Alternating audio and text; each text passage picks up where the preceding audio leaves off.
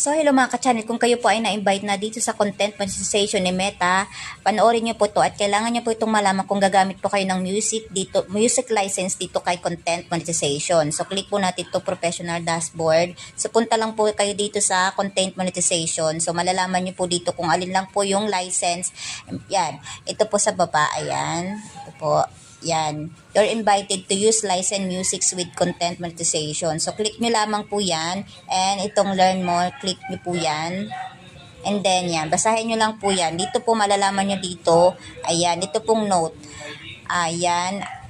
Remember that if you use license music in your reels, that music right owner will claim the portion of earnings. Only royalty. Ayan. Ito po.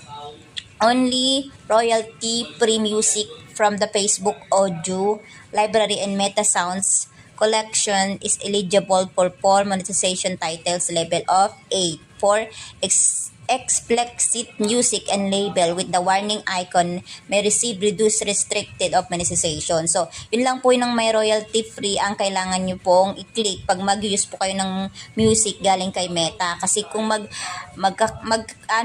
maglalagay po kayo doon ng revenue sharing, i-click nyo po yun. So, magkakaroon po kayo ng restricted. Ito po, ipapakita ko po sa inyo.